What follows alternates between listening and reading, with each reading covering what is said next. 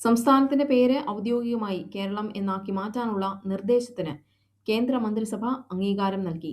മലയാളത്തിലുള്ള പേര് എല്ലാ ഭാഷകളിലും ഒരുപോലെ ഉപയോഗിക്കണമെന്ന സംസ്ഥാന നിയമസഭയുടെ പ്രമേയത്തെ തുടർന്നാണിത്.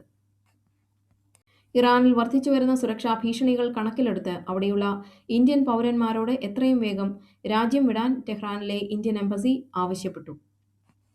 രാജ്യത്തെ ഭീകരവാദ പ്രവർത്തനങ്ങൾ തടയുന്നതിനായി പ്രഹാർ എന്ന പേരിൽ പുതിയ ദേശീയ ഭീകരവിരുദ്ധ ചട്ടക്കൂട് കേന്ദ്ര സർക്കാർ പുറത്തിറക്കി. ഒരേ പേര് ഒന്നിലധികം സ്ഥലങ്ങളിൽ ഉള്ളതും അർഹതയില്ലാത്തതുമായ 1.7 കോടി വോട്ടർമാരെ തിരഞ്ഞെടുപ്പ് കമ്മീഷൻ പട്ടികയിൽ നിന്ന് നീക്കം ചെയ്തു. ഗുജറാത്തിലാണ് ഏറ്റവും കൂടുതൽ പേരെ ഒഴിവാക്കിയത്. സ്കൂളുകൾക്കും ആരാധനാലയങ്ങൾക്കും സമീപം മത്സ്യവും മാംസവും വിൽക്കുന്നത് ബീഹാർ സർക്കാർ നിരോധിച്ചു. 2026 ഏപ്രിൽ 1 മുതൽ ദേശീയ പാതകളിലെ ടോൾ പ്ലാസകളിൽ പണം നേരിട്ട് സ്വീകരിക്കുന്നത് നിർത്തും. ഫാസ്ടാഗ്, UPI എന്നിവ വഴി മാത്രമേ ഇടപാടുകൾ അനുവദിക്കൂ.